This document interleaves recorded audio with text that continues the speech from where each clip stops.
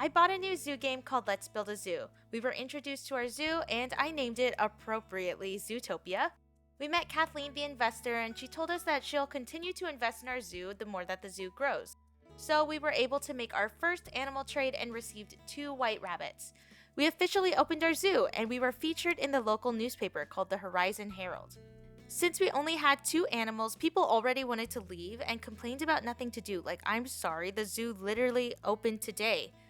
We got a research grant and built our research hub and hired Maurice, who was our first researcher. I love Maurice. We explored the research hub and unlocked the desert enclosure. We also built out our rabbit habitat and we added a water basin and some enrichment items, aka just small balls. And then I was told I had no food for my animals and was instructed to build a storeroom, and I ran out of time on the first day. Day 2, I got a new task from Kathleen to reach a total of 25 customers. I also met Franny the complainer. I really don't like Franny. She told us that if our animals die, it will stink, and she doesn't want her neighborhood to stink, and so we have to build our storeroom ASAP. Like, I just got this task right before the night ended yesterday. Give me some time, Franny. But fine. So we built the storeroom and we hired our first animal keeper. Franny came back and told us that our zoo was going to become a rat-infested den of disgust unless we hired a janitor. Franny, please get out of my life. But we put in a listing for a janitor. The animal welfare reporter also stopped by and he gave us a C rating. I don't understand why he came so early. It's literally the second day of the zoo. And then he also told us to, quote, do better next time. So yes, thank you. I will keep that in mind. We also put in some retail spaces around, like a vending machine, a hot dog shop, a gift shop, and a bathroom for our guests. The next day, we had ended up reaching our 25 customer goal that Kathleen gave us, so she gave us a new goal to hit 100 total customers. Potter from the Animal Picture Club visited and requested that we get more animals, 5 to be exact, so he can take pictures of them to post on social media. Sure, Potter, I'll do that for you. Anyway, we got our first janitor application and we hired them. I put their salary below market rate, which now I'm looking back on it, I'm not sure why I did that. I should have just hired them at market rate. Anyway, I visited the animal shelter for the first time and rescued 2 pigs.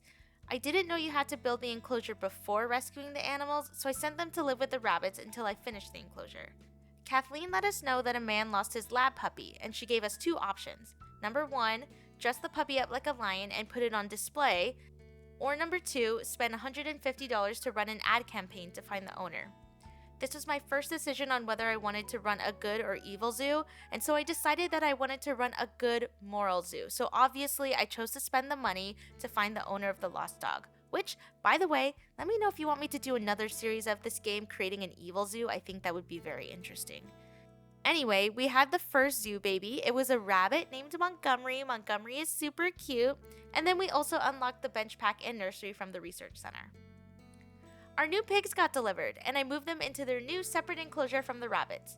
We put the piggies into the nursery for our very first breeding pair, and we also created a new enclosure and traded a rabbit, Montgomery, for some geese. Our first VIP came to visit our zoo, and it was Joseph, the black market dealer. He asked if we wanted to get our hands on some rare animals by paying him some money. But since we're going for a good zoo, we decided to report Joseph to the police, and he went to jail. Yay! I also unlocked the stone floor path and cotton candy store from the research center. Oh, and our geese got delivered this day. On this day, some international businessmen came to visit our zoo. They said that if we expanded our zoo and made it look all nice, that they would invest. So we obviously had to do that. We expanded the zoo. And we also got another pair of bunnies delivered. Yay! Kay Sawyer from the transport dealership wanted to sell industrial vehicles to us and requested a $500 donation. We donated to the cause and it finally unlocked buses for us. We also had our first guest complain about the ticket prices being too high. I went to check the price, and when I realized the admission price was $5, I decided to ignore him. It was the end of our first week, and we gained a total profit of $1,949. Not bad. Kathleen came back and told us that if we get 50 customers in one day, that she'll give us more money. Say less. Sunny from New York also visited us and told us that they research alternative power sources. They gave us the task to unlock wind turbines. Since this is going to be a good zoo, I was excited for the opportunity to unlock clean power options. Last but not least, Miss Lee, one of our new international investors, told us that we need more people coming to our zoo and so we should buy a bus. We rescued another pig and rabbit from the shelter. unlocked the animal enrichment pack and the penguin bin from the research center, and we bought our first bus for a whopping $2,000 to fulfill Miss Lee's task. I'm pretty much broke now. We also put some bathrooms down because people were complaining that there was nowhere to powder their nose. Captain Bleach came by and told us to build a bathroom. Joke's on you because we built 2 yesterday, so boom, easy task complete. The geese also had a baby and I automatically traded it for a new snake. Franny the complainer came back and told us that we weren't considerate towards the elderly and to build more benches. So I angry placed 3 benches for Miss Franny. You're welcome. We also unlocked the wind turbine from the research center and got a shout out from the Horizon Herald about our big step forward towards green energy. I also saw a capybara was available to trade and I knew I had to have it. So I automatically created an enclosure and traded one of my rabbits for a pair of capybaras. Potter came back and told us that we needed to get 25 total animals so he could take even more pictures for his social media. I hired a new animal keeper, and then someone told us our ticket price was too cheap, so we raised the price by $5 more. Yay, more money! Our capybaras got delivered, and they're so freaking cute. Not to mention, they breed really fast, but this is an issue for later me down the line.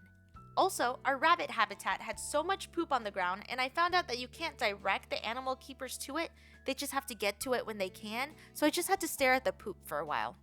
I got a notification that one or more of our enclosures was overcrowded and that it was inhumane and evil, and since this is a good zoo, I knew I had to change it right away. So, enclosure fixed.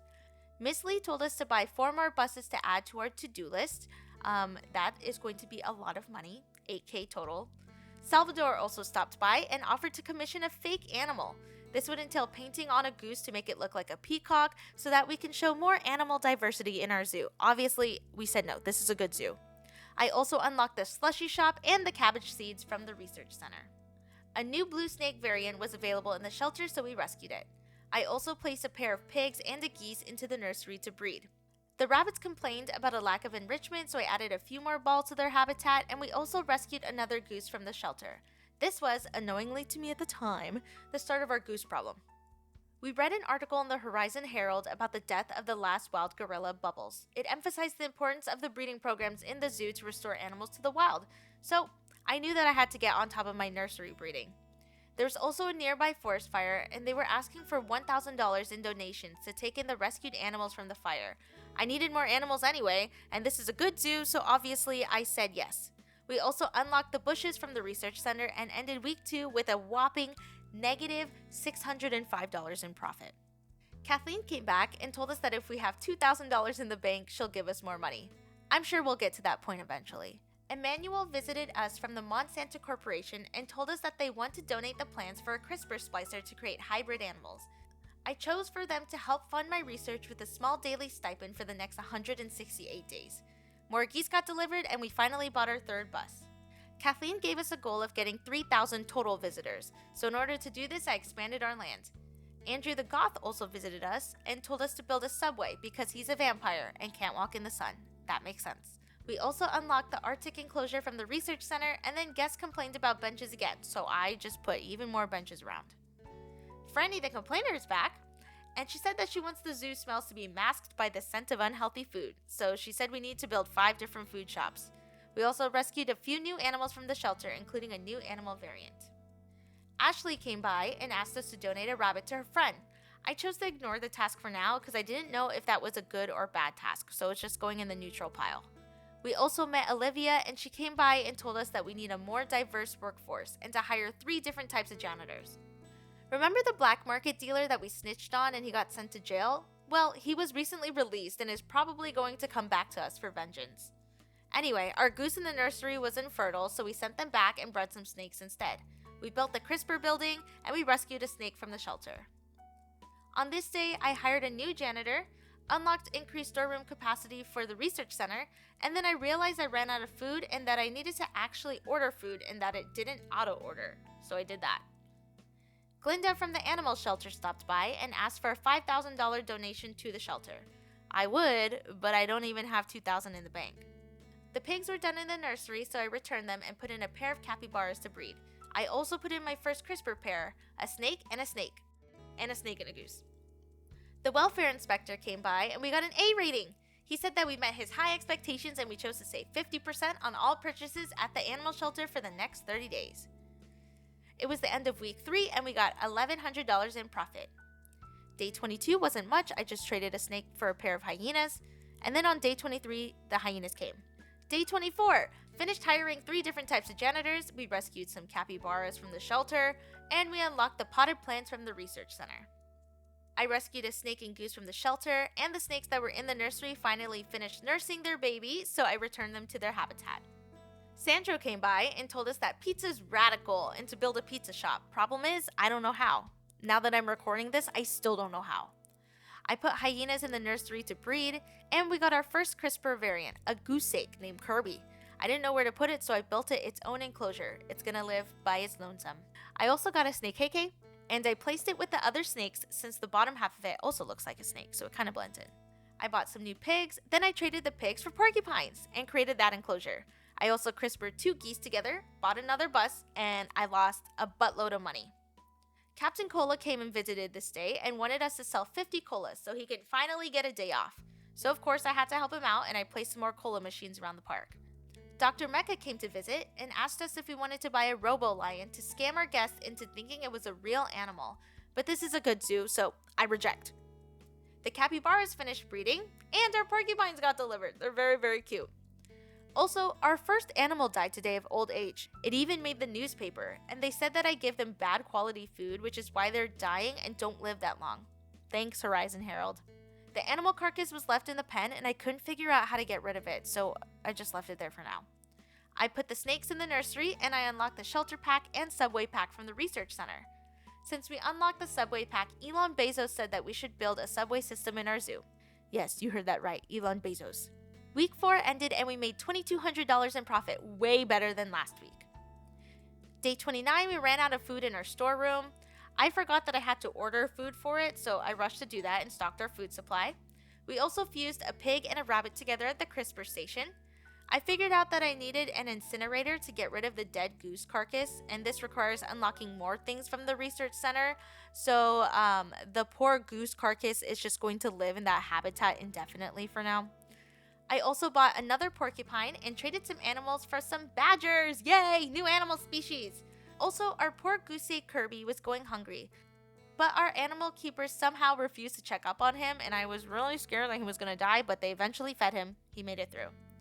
And then on our last day of our very first month, we opened a new animal keeper application, and I have a feeling I'm going to need a lot of animal keepers. Our badgers also got delivered, and we bought our first subway. It was $2,000, so I am now broke. This is going to be an ongoing theme.